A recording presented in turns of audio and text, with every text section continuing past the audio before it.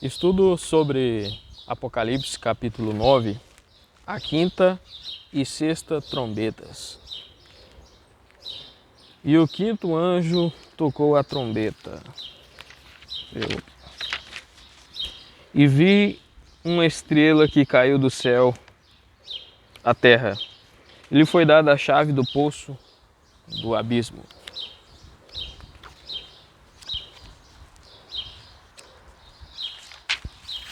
Primeiro, o efeito do quinto anjo tocando sua trombeta consiste em que João tem uma visão de uma estrela, como porém interpretamos o termo estrela. No primeiro século dava-se o significado figurado algumas estrelas. Imaginava-se que os planetas errantes tinham sido lançados no abismo. 1 Enoque 21:6, 86:81 e 88:1, comparar com Judas 13.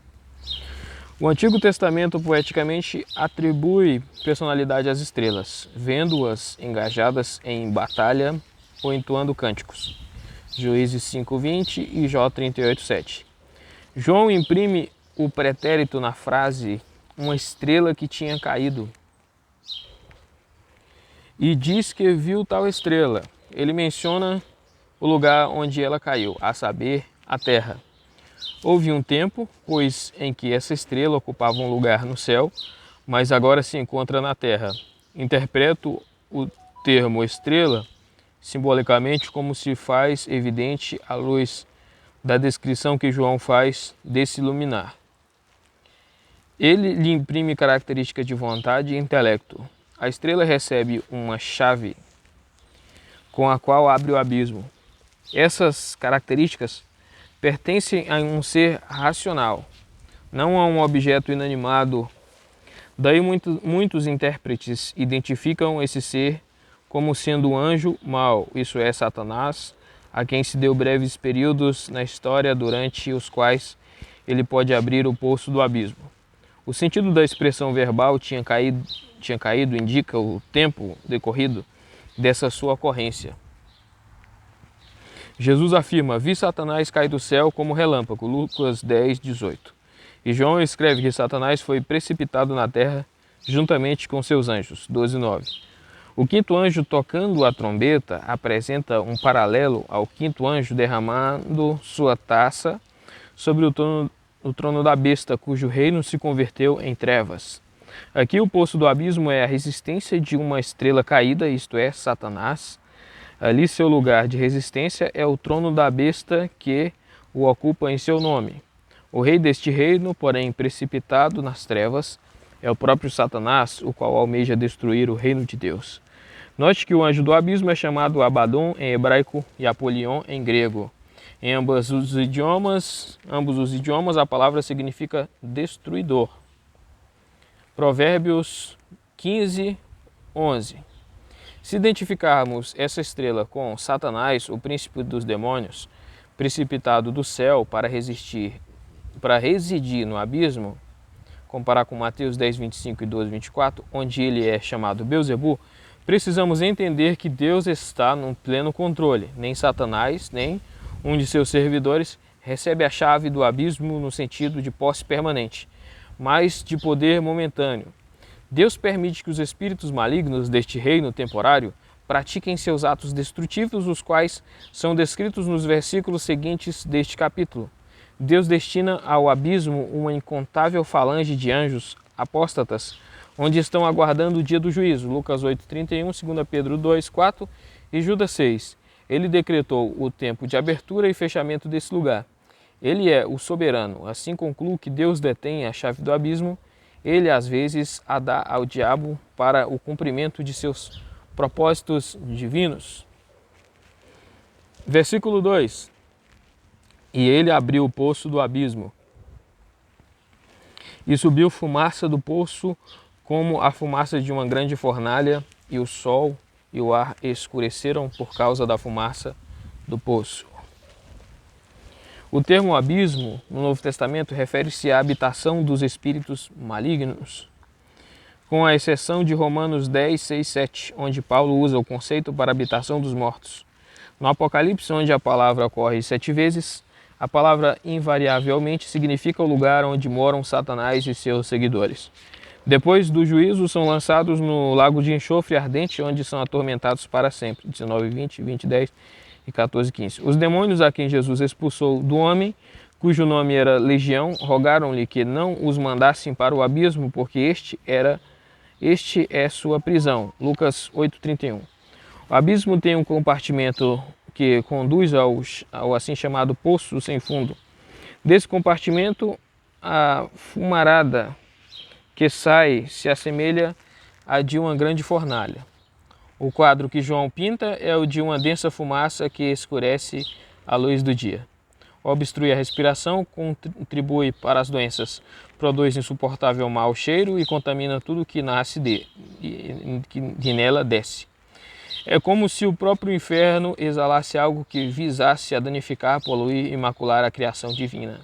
Essa imensa fornalha serve para retratar o próprio inferno, do qual nuvens de fumaça sobem escurecendo o sol e poluindo o ar, tornando a respiração quase impossível. O mal é como uma nuvem densa que mergulha o mundo em trevas e sufoca todos quantos respiram seu ar poluído. Mas o mal propriamente dito só funciona com a permissão divina. Ele surge, cresce e se opõe a tudo quanto é verdadeiro, puro, bom e admirável. O mal nunca consegue conquistar o reino de Deus, não só porque Deus não permite, mas também porque controla seu efeito. Versículo 3. E da fumaça saíram gafanhotos que vieram sobre a terra, e lhes foi dado poder como o poder que tem escorpiões da terra. E lhes foi dito que não danificasse a erva da terra, nem qualquer planta, nem qualquer árvore, exceto as pessoas que não têm o selo de Deus em suas frontes. A oitava praga, de Êxodo 10, 13 e 15, relata o poder destrutivo dos gafanhotos que devoravam tudo que estava crescendo nos campos e deixavam as árvores despidas. Ver também Joel 1, 4, 6, 7. E assim privavam tanto as pessoas quanto os animais de sua ração de alimento. Neste versículo, porém, os gafanhotos são inteiramente diferentes. Emergiram da fumaça infernal que sobe do abismo, não devoram a relva verde, as plantas e as árvores, atacam seres humanos que não têm nenhuma parte no reino de Deus, ferem os ímpios com ferrões de escorpiões. Por isso, o próprio contexto força o intérprete a explicar a palavra gafanhotos não literalmente, mas figuradamente. Essas criaturas que emergem do inferno são demoníacas na aparência e na ação, mas só podem agir quando Deus lhes concede poder para ferir como escorpiões. E só podem fazer o que Deus lhes ordena, a saber, atacar os que não portam seu selo em suas frontes. Comparar o paralelo em 7.3b. Quem está no comando é Deus e não Satanás, pois o Senhor concede autoridade, impõe seus limites e ao mesmo tempo protege seu povo de dano espiritual. Comparar com Ezequiel 9, 4 e 6. O ferrão de um escorpião é extremamente doloroso, mas não necessariamente fatal aos humanos. Henry Barclay Switch observa: o escorpião faz páreo com a cobra e outras criaturas hostis ao homem, e com elas simboliza as forças do mal espiritual que estão ativas no mundo. Tanto no Antigo quanto no Novo Testamento, os escorpiões e as serpentes são mencionadas juntos. Deuteronômio 8:15, Lucas 10:19 e Siraque 39:30. Quem são esses escorpiões? O contexto deste capítulo mostra que não devemos equipará-los a seres humanos, mas antes a demônios. São soltos do abismo quando Deus dá a Satanás ou a um demônio subalterno permissão para abrir este poço. E só podem causar dano às pessoas que não portam o selo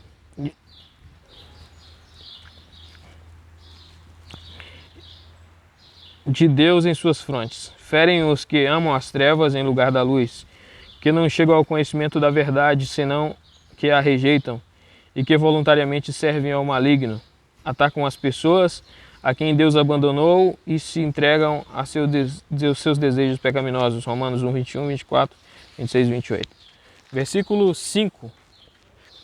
Não lhes foi dado poder para matá-las, mas para torturá-las durante 5 meses. E seu tormento se assemelhava ao tormento que causa um escorpião quando ferroa uma pessoa.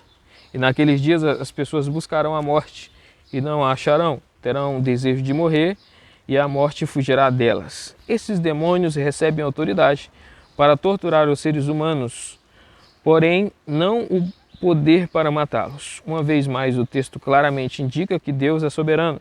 Somos lembrados de que Deus permitiu a Satanás ferir a carne e os ossos de Jó, porém lhe exigiu que poupasse sua vida. Deus põe limites ao poder de Satanás. Jó 2:4-6. O responsável pelo mal neste mundo é Satanás, não Deus. Não obstante, Deus usa a perversidade de Satanás para punir os pecados recalcitrantes e chamá-los ao arrependimento. A tortura pode ser experimentada física ou mentalmente. O centurião implorou a Jesus que curasse seu servo, que era paralítico e sofria horrivelmente. Mateus 8:6. Pedro escreve que Ló se atormentava em sua alma por causa das vidas ilícitas dos habitantes de Sodoma, 2 Pedro 2:8.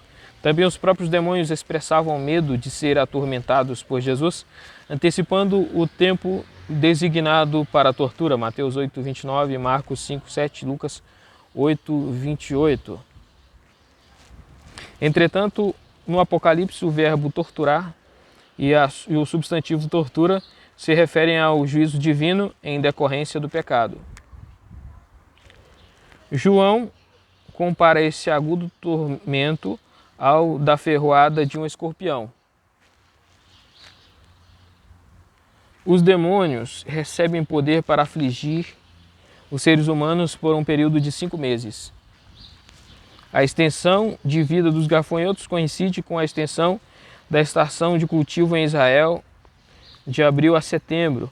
Aqui ela aponta para o período de uma duração relativamente breve, pois o número 5, no contexto do sistema decimal, é usado como um número redondo.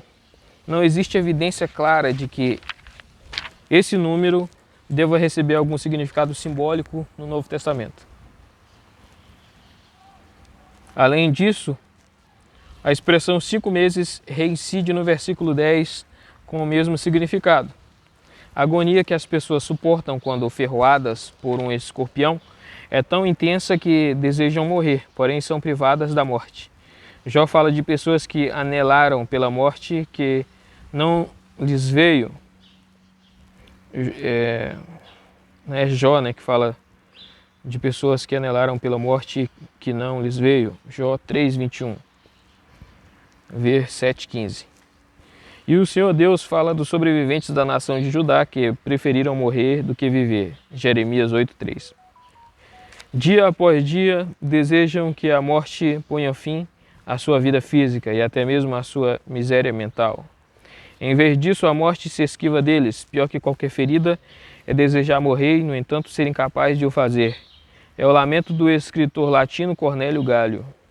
Essas pessoas se sentem impotentes para morrer, não por causa de sua incapacidade de cometer suicídio, mas porque os demônios receberam a ordem de não matá-las. R.C.H. Lenski. Perceptivamente escreve: a ideia de que os não selados, os ímpios, se enganavam poder matar-se é estranha ao quadro. É um fato notório que, a despeito de todo o seu desejo de ser mortos, quando a mais dolorosa maldição de sua desilusão os fere como os ferrões do escorpião. Os ímpios nunca têm a coragem de cometer suicídio em massa. Os demônios, faltando-lhes o poder para matar, continuam a perturbar o corpo e a mente dos sofredores e os conduzem ao total desespero. Em contraste, os seguidores de Cristo têm o selo de Deus em suas frontes e estão seguros. Não temem a morte, pois ainda quando aspirem estar com o Senhor, seu alvo é agradá-lo enquanto viverem nesta terra. 2 Coríntios 5:8, 9 e Filipenses 1:23-26. São protegidos pelo próprio Senhor, que lhes concede seu anjo com a incumbência de cuidar deles.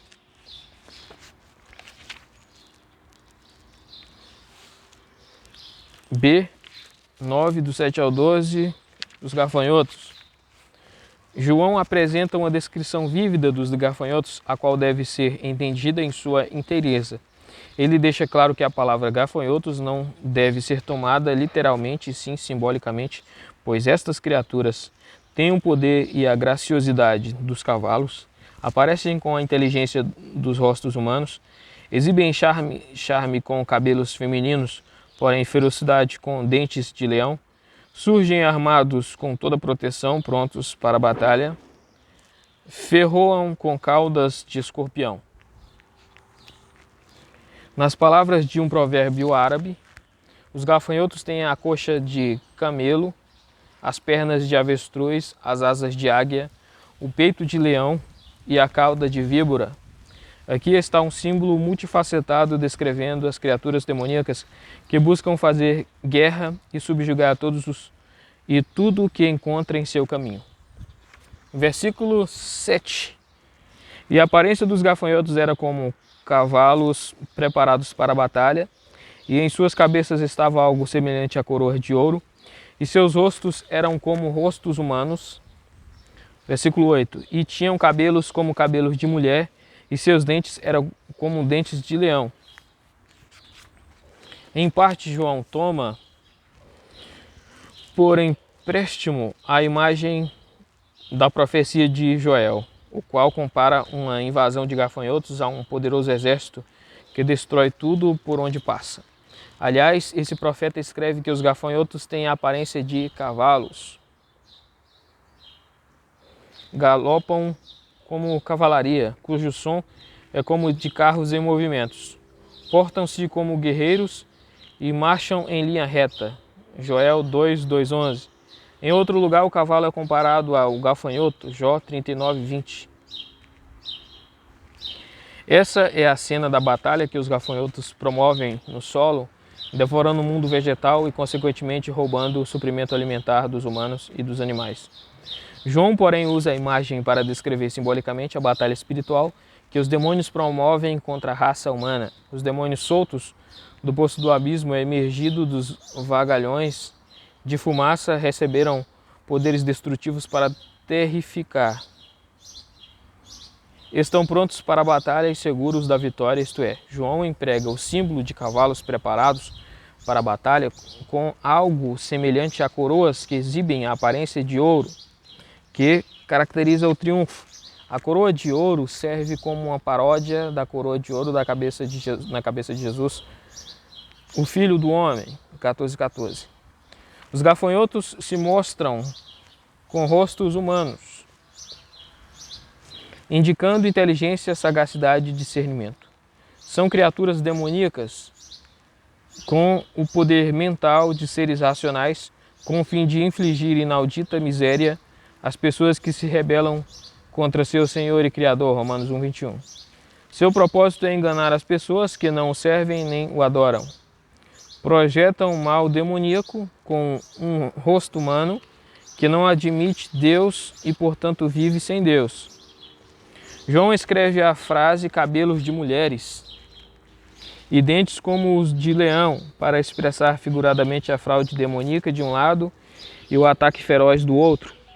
Os cabelos femininos são aprazíveis aos olhos. O contraste entre seu charme e a ferocidade dos dentes é extraordinário em seu simbolismo.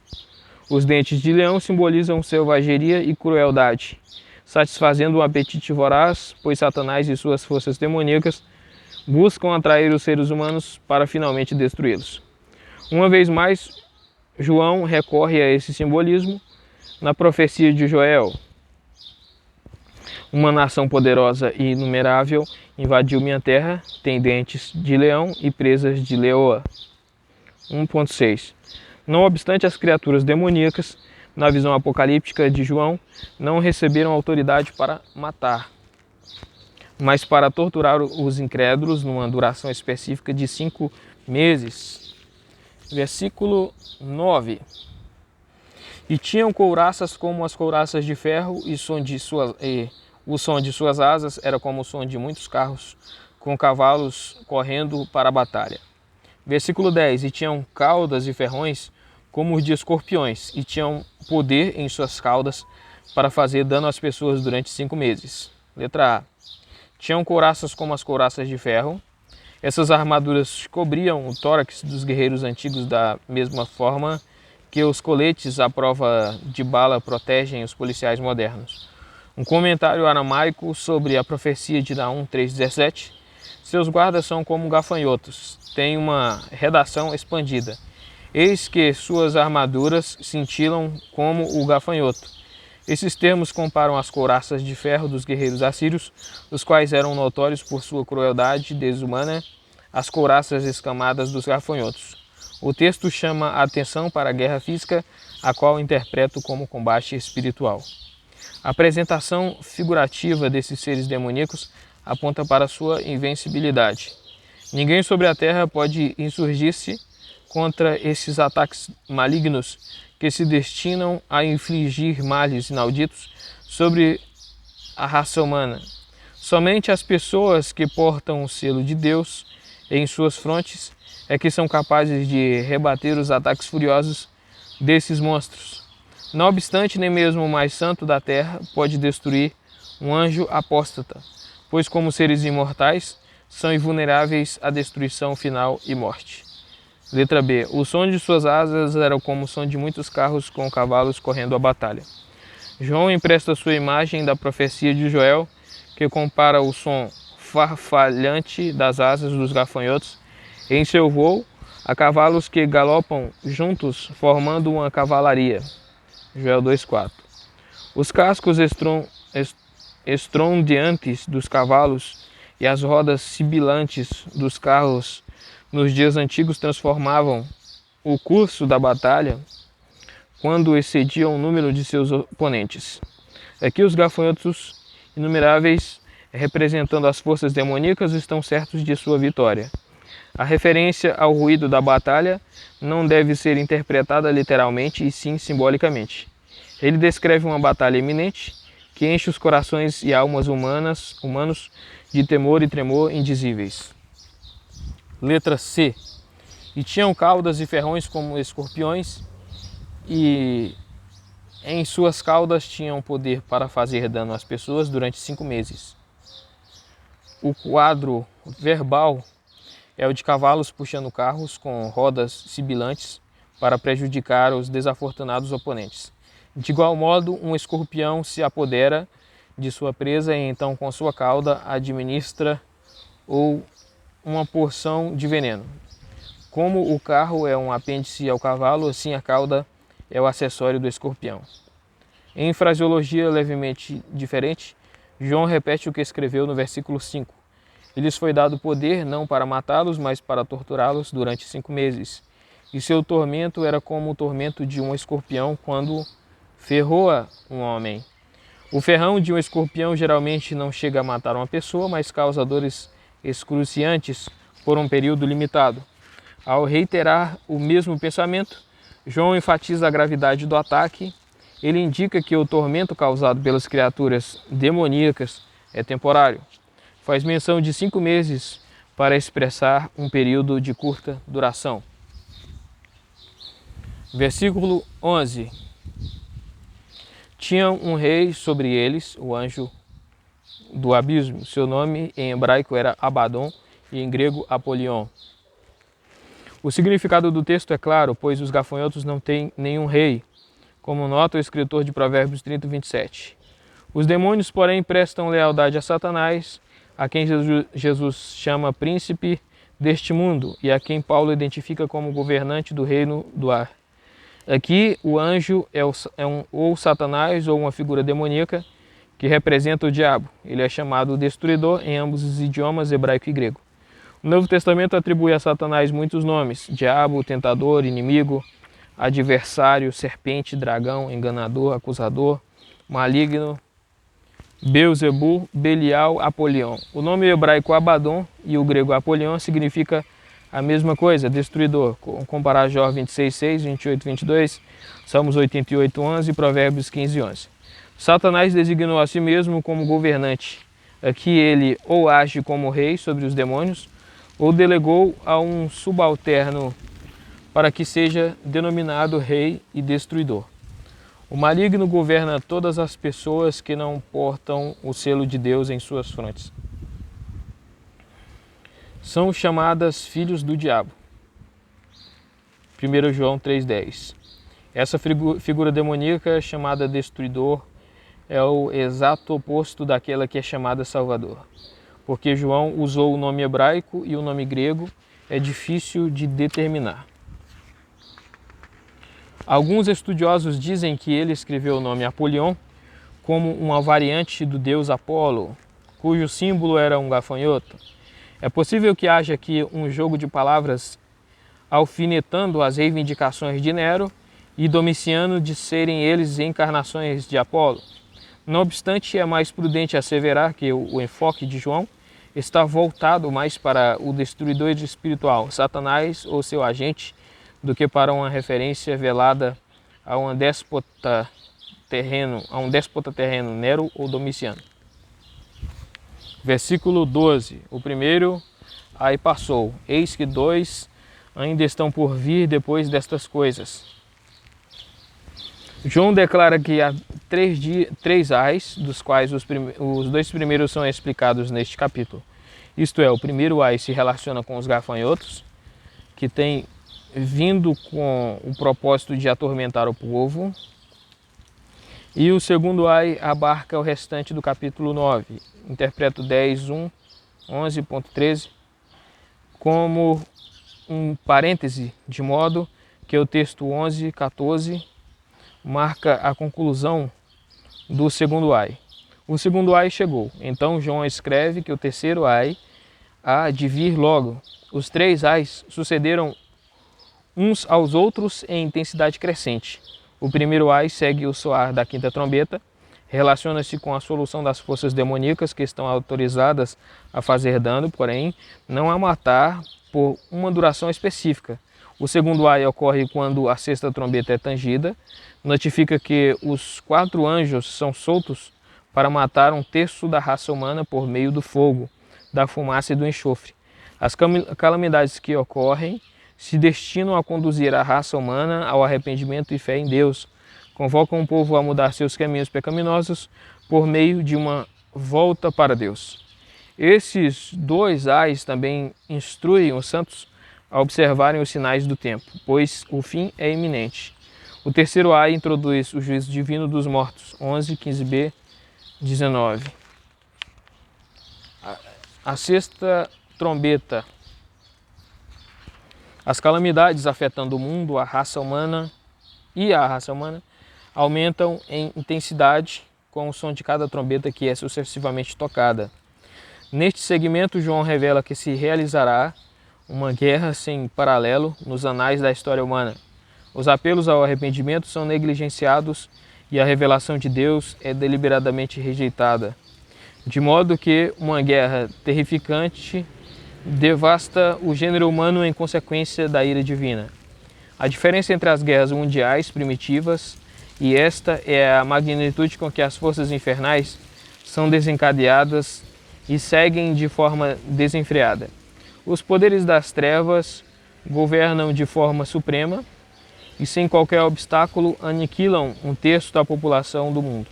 Os demônios inspiram as pessoas a destruírem os seres humanos, seus iguais, com o mais terrível armamento e sua disposição. São ignorados os tratados e conversões que têm servido de barreiras. Este é o juízo de Deus sobre o mundo que tem abandonado a Ele e a sua palavra.